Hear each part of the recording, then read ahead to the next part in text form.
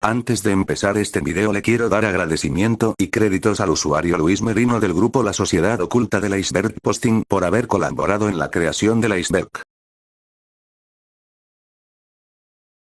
Buenas amigos, ya que hemos concluido un iceberg he decidido traerles un nuevo iceberg.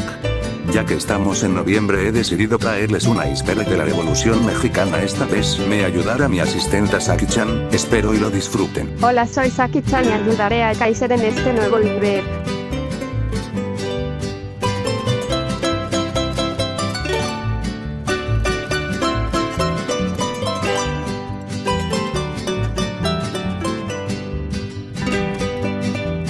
Fue la primera revolución del siglo XX, la Revolución Mexicana fue una de las primeras revoluciones del siglo XX, ya que esta sucedió antes que otras revoluciones alrededor del mundo como la Revolución China, la Revolución Rusa, la Revolución Cubana o la Revolución Irlandesa. También fue una de las grandes revoluciones sociales del siglo XX que tuvo lugar en América Latina y en la que ocurrieron sucesos históricos trascendentales que cambiaron la vida del pueblo mexicano y que hace figurar a nivel mundial a nuestra nación, en la que se gestó uno de los grandes movimientos sociales del mundo moderno, lo que permitió comparar y valorar los sacrificios realizados por nuestros antecesores hasta alcanzar los grandes postulados por los que lucharon y dieron su vida, logrando hasta hoy mantenernos, por casi 100 años, unidos, alertas y dispuestos a defenderlos y engrandecerlos.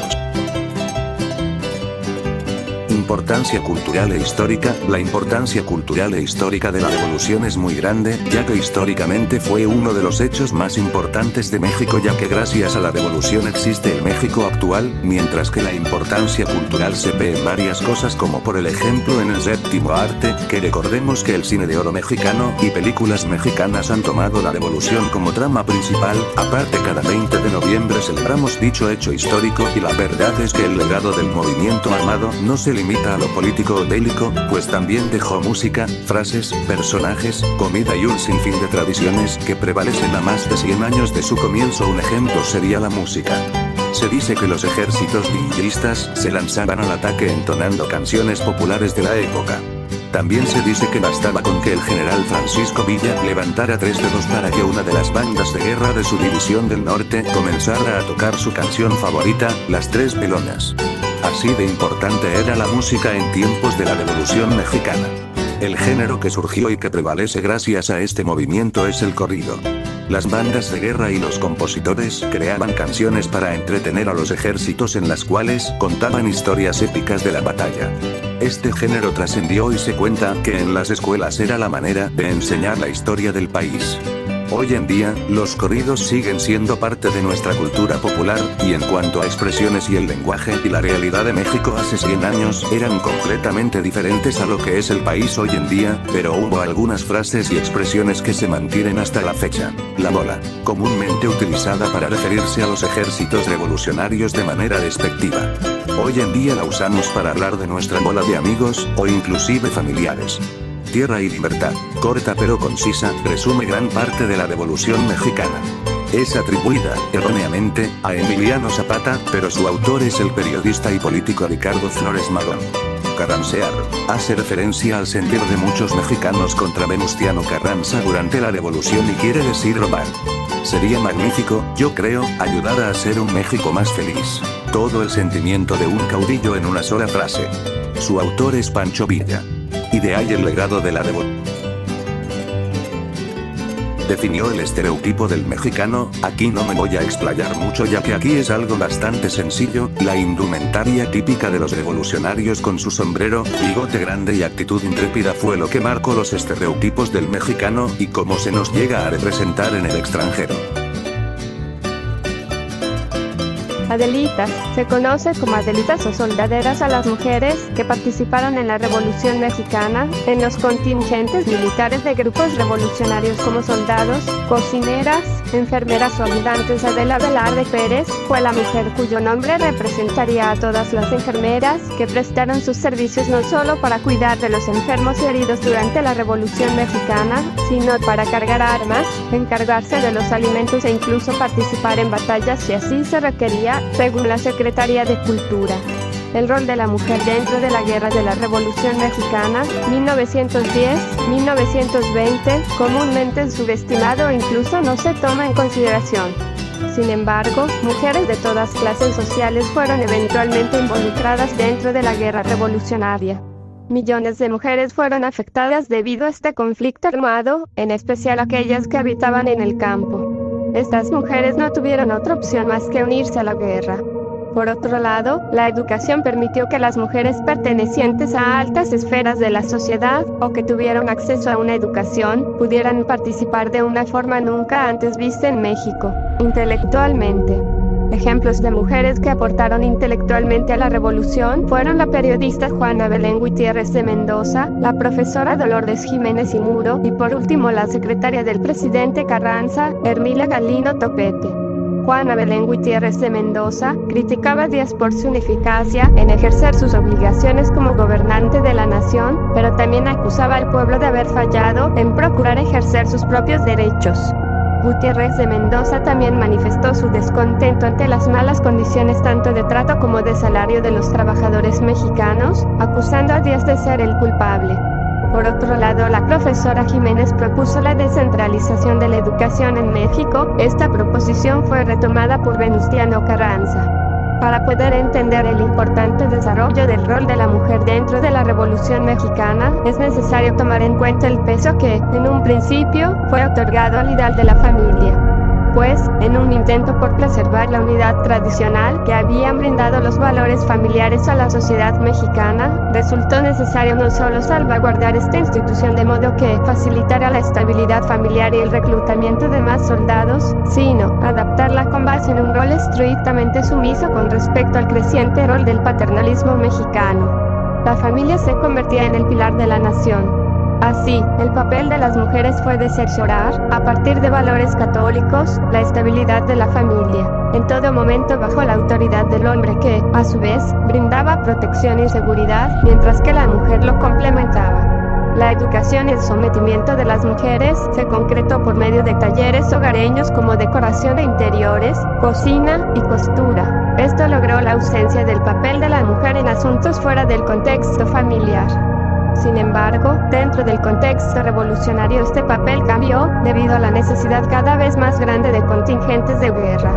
Es así como las mujeres se integran a la lucha armada en el país, y en este punto es importante hacer una clara distinción entre las soldaderas y combatientes del género femenino, así como los arreglos y variadas razones que las impulsaron a la lucha dentro de las diferentes facciones militares que se desarrollaron en la revolución. Dentro de los diferentes grupos revolucionarios se encuentran las soldaderas, mujeres que eran reclutadas bajo el sistema de leva para hacer frente a las guerrillas revolucionarias o incluso algunas veces, algunas mujeres acompañaban a sus maridos a la guerra por voluntad propia. Pero la realidad es que muchas veces su papel se limitaba a proveer alimentos a las tropas y quedaban fuera de la logística de guerra. En contraste, las organizaciones maderistas y arusquistas fueron muy diferentes a la villista, zapatista o el propio gobierno federal. Los primeros eran grupos formados principalmente por clases medias, peones, desempleados, trabajadores migrantes y campesinos, los cuales recurrieron muy poco a las mujeres en su lucha. Pese a esto, personajes como la coronela Carmen Parra, quien se unió a Madero en la primera lucha de Ciudad Juárez, despertaban la creatividad de escritores y diarios, alentando a otras mujeres a participar en la guerra. En el sur del país, a diferencia de tropas federales, maderistas o villistas, existía una relación estrecha entre pueblos y comunidades, lo que determinó el lugar de la mujer dentro de la facción, las cuales nuevamente ligaban la comunidad con el ejército mediante alimentos. Mientras ellas permanecían en sus hogares, el ejército se retiraba a las sierras y brindaba protección a dichas comunidades. Sin embargo, es importante mencionar que muchas veces el mismo ejército zapatista llegó a explotar a las mujeres laboral y sexualmente. Por otro lado, en el norte las soldaderas villistas y carrancistas fueron muchas veces forzadas a integrarse a la lucha. Se reconoce que en esta zona, las mujeres involucradas eran pobres de origen rural y urbano, y aunque se conoce poco de su origen étnico, debido a la diversidad, se sabe que eran mestizas o pertenecían a cierta comunidad indígena. Aunque en esta zona paradójicamente las mujeres necesitaban al ejército para sobrevivir, debido a los desplazamientos y crisis tanto alimenticias como económicas que habían azotado al país previo a la revolución, la lucha armada se presentaba como la única opción para obtener alimentos, seguridad e incluso, en caso de triunfo, la oportunidad de ejercer sus derechos. Las mujeres soldado, al igual que los hombres, arriesgaron su vida. Pero se cuestiona mucho si lo que las llevó a hacerlo era la ideología revolucionaria u otras razones. Muchas mujeres vieron cómo atacaban a sus familias, por lo que decidieron unirse a la lucha armada simplemente por seguridad. Se sentían más seguras si estaban armadas en un campo de batalla que en sus casas propensas a ser víctimas de la violencia de los grupos revolucionarios. Otras mujeres decidieron unirse a la lucha porque sus familiares, ya sean esposos, hermanos o padres, eran soldados u oficiales. Cuando sus familiares morían, ellas tomaban sus cargos. Como la coronela Rosa Vadillo, que era esposa de Pedro Casas, y tomó su cargo cuando éste murió. Hubo también algunas que eran criminales. María de la Luz Espinosa Barrera había matado al amante de su esposo 5 años antes de unirse al movimiento revolucionario. Margarita Neri era fugitiva por haber matado a su esposo y se unió a los zapatistas. La mayoría de las mujeres soldado eran de una clase más alta que las soldaderas. La Güera Carrasco tenía una gran fortuna e incluso financió al ejército Carrasco. Carmen Vélez luchó en Tlaxcala con un ejército compuesto de los peones de su hacienda. Chiquita, una mujer soldado del ejército federal, estudió en Estados Unidos y Francia. Si las mujeres soldado eran buenas en batalla, podían subir de rango.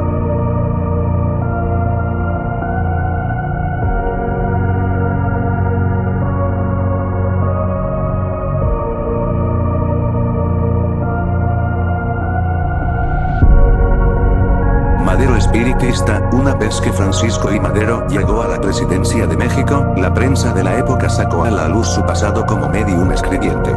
Es decir, una persona que al entrar en trance puede escribir en papel lo que los espíritus invocados le digan. Lo tacharon de el loco que habla con los muertos, lo ridiculizaron por su creencia, lo hicieron blanco de sus más férreas críticas. La prensa estaba estrenando con él su recién adquirida libertad de expresión.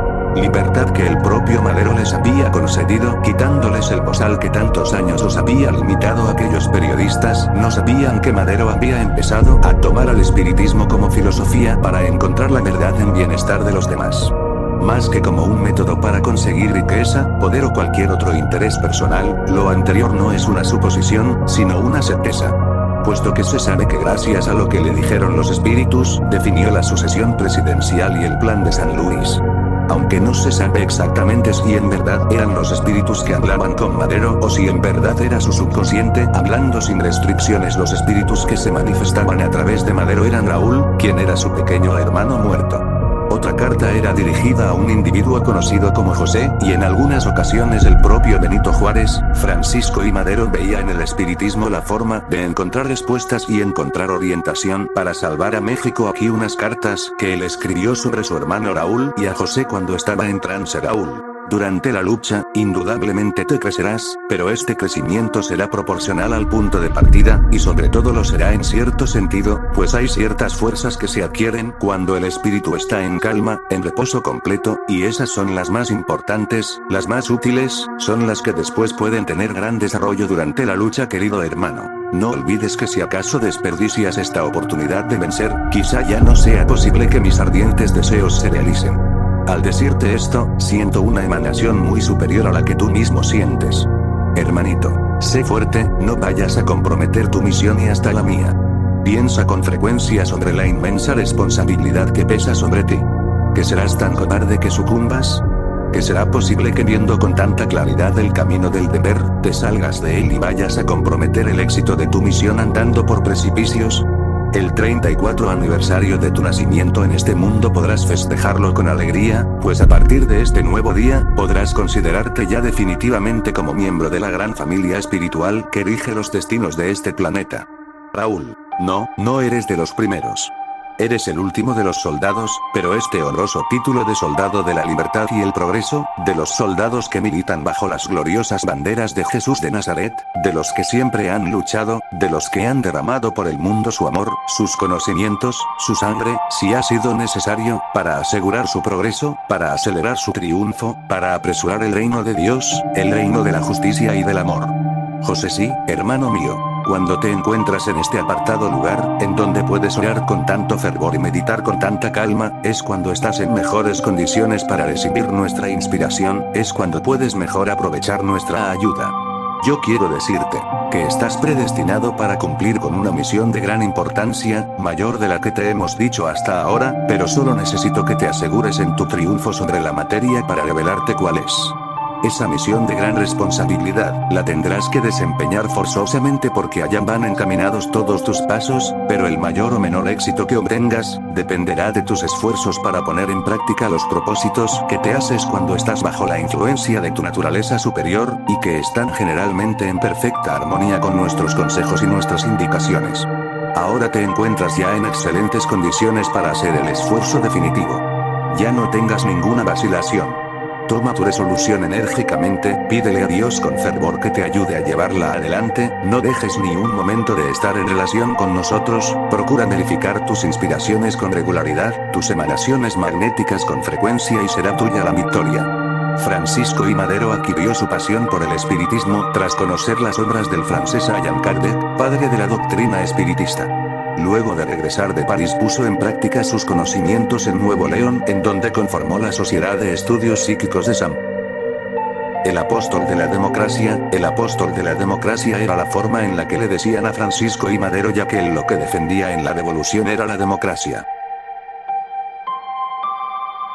El tren en la revolución, aparte de ser algo muy icónico de esa época, fue muy importante ya que el uso del tren fue determinante, porque quien controlaba las vías garantizaba la movilización de las fuerzas. Del mismo modo, los trenes se utilizaron de manera relevante durante la Revolución Constitucionalista, iniciada en marzo de 1913, tras estallar la Guerra Civil en México, el 20 de noviembre de 1910, el uso militar de las vías férreas se hizo común. Rutas, vagones y estaciones fueron escenario de la lucha surgida para deponer a ricos y poderosos, y reivindicar a millones de pobres e indígenas. Ambos bandos, federales y revolucionarios, emplearon este transporte, capaz de llevar en pocas horas miles de armas, caballos y combatientes, acompañados con frecuencia por sus mujeres, las Adelitas, e hijos. Según el historiador Sergio Ortiz, a bordo del vagón se amaba, se sufría, se combatía y se conspiraba. Otros más se acondicionaron como hospitales andantes, como la famosa Brigada Sanitaria de la División del Norte, comandada por Villa. Estaciones y patios aledaños se transformaron en cuarteles u oficinas de gobierno. Su valor estratégico también los hizo víctimas del saqueo o la devastación. La destrucción de la red ferroviaria fue una constante en la lucha, así como las reparaciones provisionales o los remiendos para proseguir la marcha, dijo Abba Teresa Márquez, directora del Museo Nacional de los Ferrocarriles Mexicanos, en la ciudad de Puebla. Influencia en Latinoamérica. La Revolución Mexicana influenció a muchos países de Latinoamérica. La Revolución Mexicana, como proceso autónomo, sirvió de modelo para los demás países de América Latina para realizar políticas progresistas, democráticas y populares. Dicha condición permitió en algunos casos dar un ascenso vertiginoso de las clases urbanas y emergentes en los poderes y partidos políticos más representativos. Fuera de eso, hizo posible promover medidas de beneficio hacia la clase trabajadora, incluyendo además el derecho a la huelga, la generación de un sistema de prevención y asistencia, y el apoyo al nacimiento de nuevos movimientos obreros, estudiantiles y campesinos. Este trabajo explica cuáles fueron las influencias que produjo el proceso de la Revolución Mexicana en los movimientos obreros y sindicales en Colombia y otros países de Latinoamérica como Argentina y Uruguay. Francisco Villa y las malteadas de fresa. Muchas personas creían que el general Francisco Villa era alcohólico, sin embargo, no le gustaba el alcohol. Su bebida favorita era la malteada de fresa. Se dice que a Villa le gustaba pasarse al otro lado solamente para ir a las fuentes de sodas de El Paso y San Antonio a pedirlas. Además se asegura que varias cantinas empezaron a servir esta bebida para poder atender al líder de la División del Norte, y quizás que así no les destruyera el negocio. Su malteada favorita era la de fresa, que acompañaba con helado de chocolate y maní, de acuerdo con información del archivo fotográfico de la Biblioteca Pública de El Paso, Texas. Pueblo que no se enteraron de la revolución. Hubo pueblos que en su momento no se enteraron de la revolución y que no había llegado, y no fue hasta años que terminó la revolución que se enteraron de lo que habían pasado. Ruptura Zapata, Madero. Madero fue apoyado por muchas personas, pero no a todos les pudo cumplir, ya que muchos compromisos de Madero no pudieron realizarse, ya que no era tan fácil cumplir todas las demandas de la gente. Así fue con Emiliano Zapata, ya que presionó a Madero para que hiciera la reforma agraria, pero ya que Madero se tardó en hacer la reforma agraria, Zapata tomó armas contra de Madero.